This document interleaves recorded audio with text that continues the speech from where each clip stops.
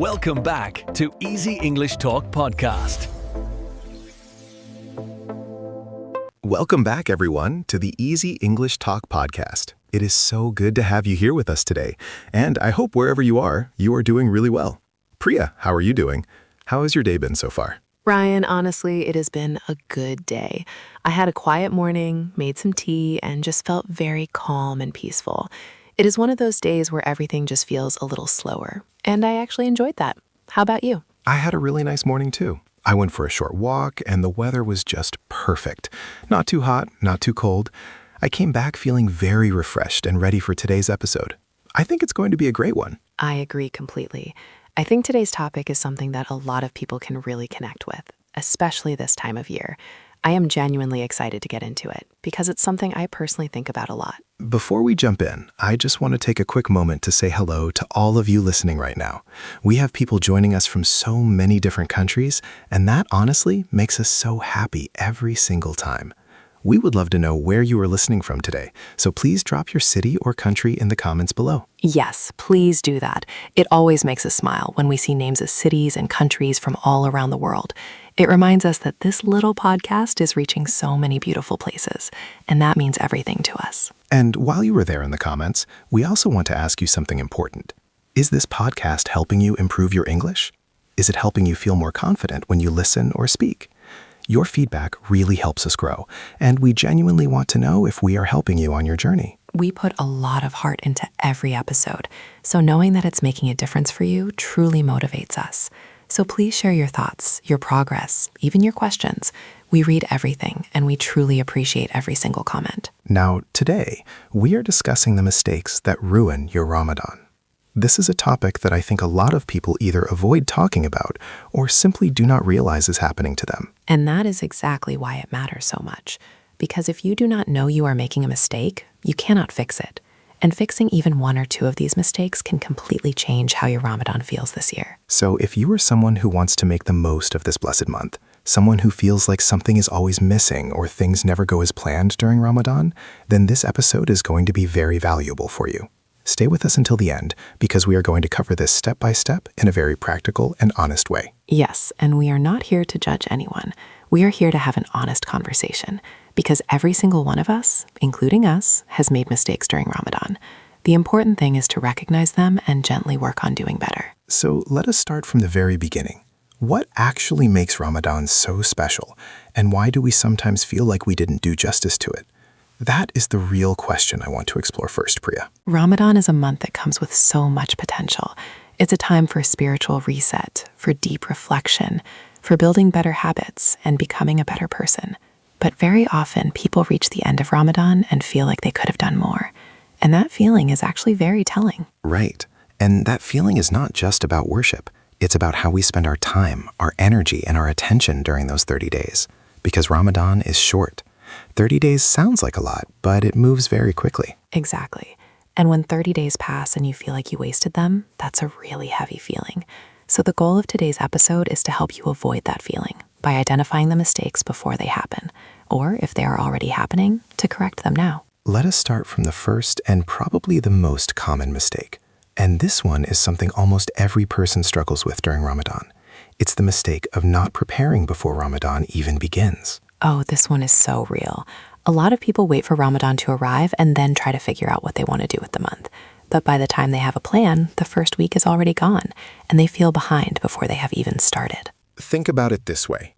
If you were going on a long trip to a place that only opens once a year, would you just show up without any preparation?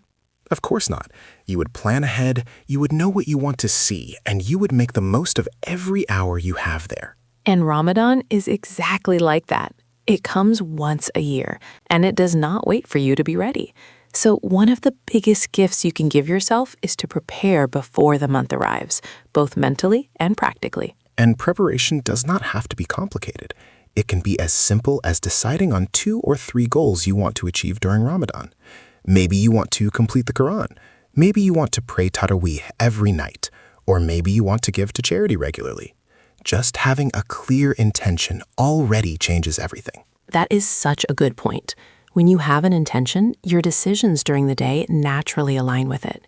You wake up thinking about your goal, and that clarity guides how you use your time, your energy, and your focus. Now, the second mistake is closely connected to the first one, and it is something people do not always recognize as a mistake right away. It is the mistake of treating Ramadan like a month of food instead of a month of faith. This one is a little uncomfortable to talk about, but it is so important because Ramadan culture in many parts of the world has become very food heavy. People spend hours planning iftar menus, cooking elaborate meals, and scrolling through recipes, and the actual spiritual side of the month gets pushed to the background. And look, food is beautiful. Sharing meals with family is a wonderful part of Ramadan, and there is nothing wrong with enjoying a good iftar. But when food becomes the main event of the day, something has quietly shifted, and it is worth noticing. The original purpose of fasting is not just to avoid eating and drinking. It is to feel hunger so that you become more grateful, more empathetic, and more spiritually aware. When iftar becomes a feast every single night, that feeling of gratitude and simplicity can easily get lost. And the hours before iftar, which should ideally be used for Quran, for dua, for quiet reflection, often end up being spent in the kitchen or watching cooking videos. It's not a bad thing in itself, but if it is taking away from your spiritual time, then it is a mistake worth correcting. A simple way to rebalance this is to keep iftar simple on most days. A few dates, some water, a light meal, and then focus your energy on worship.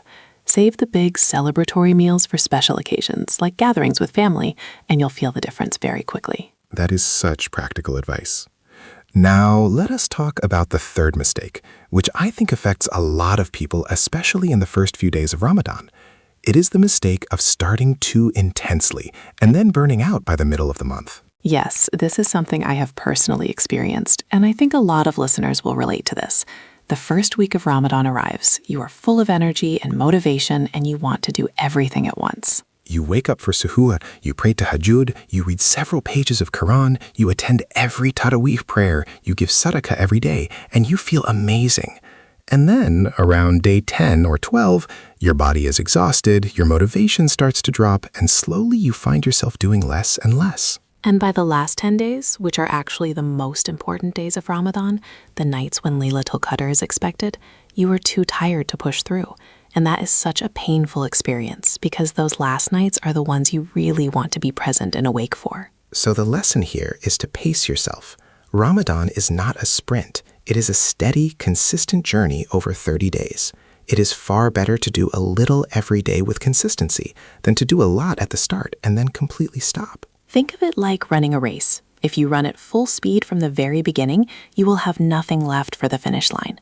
But if you pace yourself, stay steady, and build your energy wisely, you will be strong when it matters most. So instead of trying to read the entire Quran in the first week, set a daily goal that is realistic. Maybe 5 pages a day, maybe 10. Instead of praying every optional prayer from day 1, start with what you can honestly maintain and build from there. The Prophet, peace be upon him, loved the deeds that were small but consistent. That is such a beautiful and practical principle. A little every day, done with sincerity and presence, is worth far more than a lot done for a few days and then abandoned. Now, the fourth mistake is one that most people do not even consider a mistake at all, and that is what makes it so dangerous. It is the mistake of sleeping too much during Ramadan. Oh, this is a big one. And it makes sense on the surface because you are fasting, you are waking up early for suhoor, and your energy levels are lower than usual. So the natural response is to sleep more during the day to compensate. But here's the thing. Sleeping through your daytime hours means you are missing hours that could be used for Quran, for remembrance, for quiet dua, for learning. The daytime hours of Ramadan are precious, and if most of them are spent asleep, a huge part of the month just disappears. And it also creates a cycle that is hard to break. If you sleep too much during the day, you are not tired at night when it is time for Tarawih or Qiyam. So you end up either skipping those prayers or attending them without any focus or presence. The solution is not to deprive yourself of rest, because rest is important and your body needs it. But it is about being intentional with your sleep. Sleep in shorter, more strategic windows rather than long, unstructured naps that eat up your entire afternoon. A good approach is to sleep for an hour or so after Fajr prayer if you need to, and then wake up with enough time to have a productive morning. That way, your body gets the rest it needs, but you are still awake for the most valuable hours of the day. And if you can protect even 2 or 3 hours in the middle of the day for Quran or dhikr or learning something beneficial, the quality of your Ramadan will change significantly. Time is the most valuable thing we have, and in Ramadan, every hour carries extra weight. That is so true. And this leads us naturally into the fifth mistake, which is very connected to how we use our time. It is the mistake of spending too much time on social media and entertainment during Ramadan. This is probably the most modern mistake on our list, but it is one of the most damaging ones. Because screens are everywhere, notifications never stop, and it has become so easy to pick up your phone and just start scrolling without even realizing it. You open your phone to check one thing, and suddenly 30 minutes have passed. You go to watch one short video, and before you know it, an hour is gone. And these small moments of distraction, when added up across 30 days, can steal a significant amount of your Ramadan. And it is not just the time. It is also the mental and emotional state that social media puts you in. Scrolling through content, watching entertainment, getting pulled into debates or news, these things fill your mind with noise and make it harder to be present and spiritually aware. Ramadan asks for a certain kind of inner stillness. It asks you to slow down, to reflect, to be quieter inside. And heavy screen use works directly against that stillness, which is why so many people feel spiritually disconnected even when they are doing all the outward things. A really helpful practice is to set specific times during the day when you check your phone and keep those times short and intentional.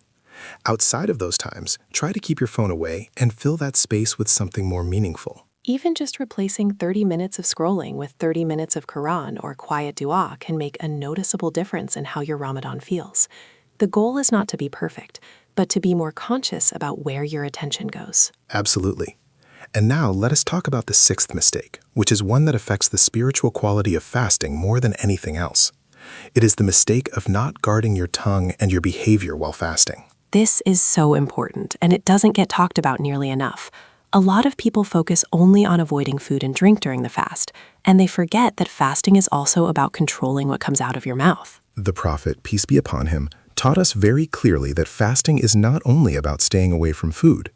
If a person spends their day lying, backbiting, arguing, or speaking harshly, then fasting loses so much of its spiritual value. And in daily life, we often don't notice how often we say things we should not. A little gossip here, a sharp comment there, an impatient word with a family member.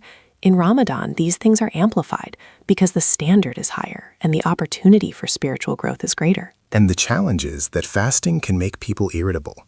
When you are hungry and tired, your patience naturally gets thinner, and it becomes easier to snap at people. This is exactly when guarding the tongue becomes so important and also so difficult. The Prophet taught that if someone tries to argue with you while you are fasting, you should simply say, "I am fasting." That small reminder is not just for the other person. It's also a reminder for yourself to step back and choose a better response. And this principle extends beyond arguments. It means being kinder than usual to the people around you, speaking more gently, being more patient. Ramadan is an opportunity to build better character, and character is shown most clearly in how we treat people when things are hard. If you spend Ramadan fasting from food, but not fasting from unkindness, impatience, or negativity, then you are missing a huge dimension of what this month is about. The real transformation of Ramadan happens inside you, in your character, your patience, and your relationships. Now, let us move to the seventh mistake, which is something that many people struggle with and often feel guilty about. It is the mistake of neglecting family and relationships during Ramadan. This might sound surprising because Ramadan is often seen as a family time, but the reality is more complicated. Some people become so focused on their own individual worship that they withdraw from family. They become less present, less patient, and less connected to the people around them. And on the other side, some people are so busy with Ramadan social gatherings, going from iftar to iftar every night, visiting everyone, that they actually never have a quiet moment for themselves or for deep worship. Both of these are forms of imbalance. Ramadan should not make you a stranger in your own home. The people closest to you deserve your presence, your kindness, and your good character, especially during this blessed month. In fact, serving your family, being patient with your children, supporting your parents, these are all forms of worship in Islam. And when it comes to gatherings, it is beautiful to share iftar with family and friends. That connection is deeply meaningful and a wonderful part of the month. But if every single night is a big social event, the spiritual side of Ramadan can easily get lost in the noise. Finding balance is the key. Protect some nights for quiet family time at home. Protect some time in the day for personal worship.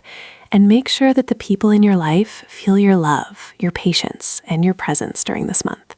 And speaking of presence, this brings us to the 8th mistake, which is something that is very easy to overlook. It is the mistake of praying without focus or presence, which in Arabic is called the lack of khushu'. This is something that can happen even to people who are very regular with their prayers.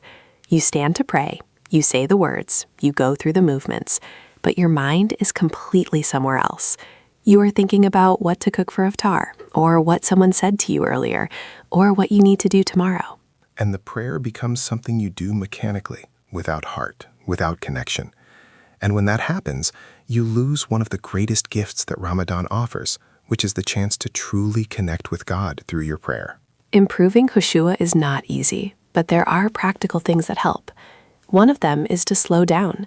Many people rush through their prayers, especially during Ramadan when there are many prayers to complete. Slowing down even slightly can bring more presence into each moment. Another thing that helps is to understand what you are saying. If you are reciting Arabic and you do not know what the words mean, take some time this Ramadan to learn the meaning of the common phrases and verses. When you understand what you are saying to God, the prayer becomes a real conversation rather than a series of sounds. And before you begin each prayer, take a breath. Remind yourself of where you are standing and who you are speaking to. That small moment of conscious intention before the prayer can completely change the quality of what follows. Now, the 9th mistake is one that people often realize only after Ramadan is over, and by then it feels too late. It is the mistake of not making enough dua, or heartfelt supplication, especially during the most powerful times. Ramadan is a month when du'as are especially answered. And within Ramadan, there are specific times when dua is particularly powerful. The time just before iftar, the last third of the night, the odd nights of the last 10 days, and especially Laylatul Qadr. But many people let these moments pass without stopping to truly ask God for what they need and what they want. They might be so busy with cooking or eating or socializing that the moment of iftar arrives and they forget to even pause and make dua. And the dua before iftar is considered one of the most powerful moments of the day. You have been fasting, you are in a state of need, and God is especially close to those who call on Him. That moment is a gift, and it should not be rushed past. Take some time this Ramadan to write down a personal dua list. Include your own needs, the needs of your family, your worries, your dreams, your hopes. And then return to that list every day, especially in those powerful moments, and ask sincerely. And do not only ask for worldly things. Ask for guidance, for forgiveness, for a better character, for a stronger faith. These are the du'as that carry the deepest blessing and that can truly change the direction of your life. Now we are coming toward the end of our discussion, and I want to make sure we cover the 10th mistake, which in some ways is the most important one. It is the mistake of not planning for life after Ramadan. This is something people rarely think about until it is too late. Ramadan ends, Eid arrives, and then very quickly, old habits return. The Quran that was opened every day gets put back on the shelf. The prayers that were full of focus become rushed again. The kindness and patience that define the month slowly fade. And this is heartbreaking, because the whole point of Ramadan is not just to be good for 30 days. The whole point is to use those 30 days to build new habits, new character, and a new relationship with your faith that continues long after the month is over. If Ramadan does not change anything about your everyday life, then something important was missed. The spiritual growth of Ramadan is meant to be a launching pad, not just a temporary peak that you fall from every year. So, as you go through this Ramadan, ask yourself regularly, which of these habits do I want to carry forward? Maybe it is a daily page of Quran. Maybe it is more consistent prayer. Maybe it is being kinder or more patient with the people around you.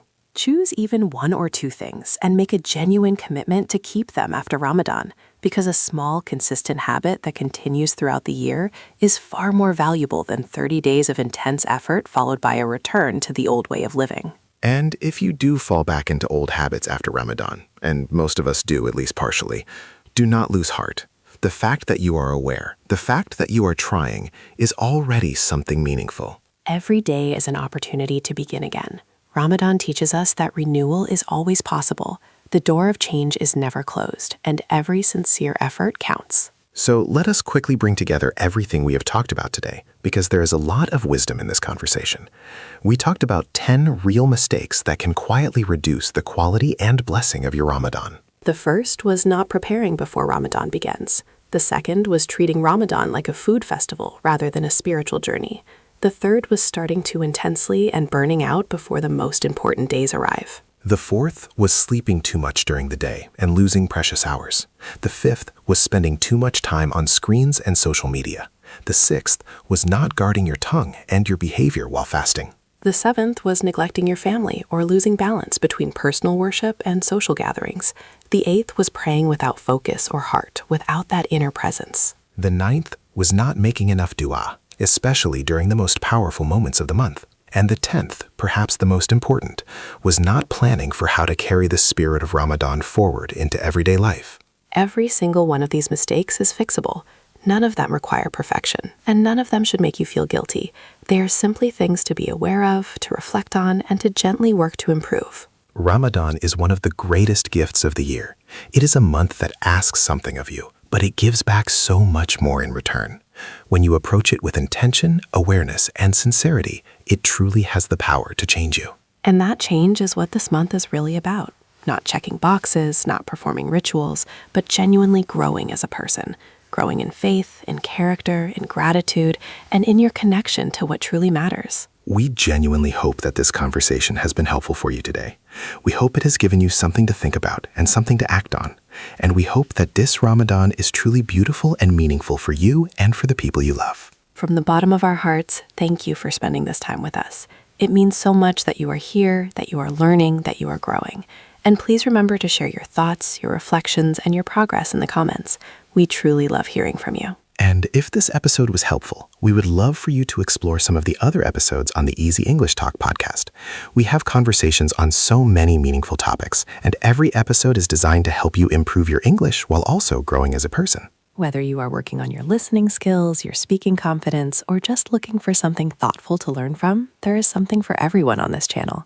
Browse through the episodes, find what speaks to you, and keep going. You are doing something wonderful by choosing to grow. Thank you so much for being part of this community. Take care of yourselves, take care of each other, and we will see you in the next episode. Until then, have a beautiful and blessed Ramadan. Ramadan Mubarak, everyone. We will see you very soon.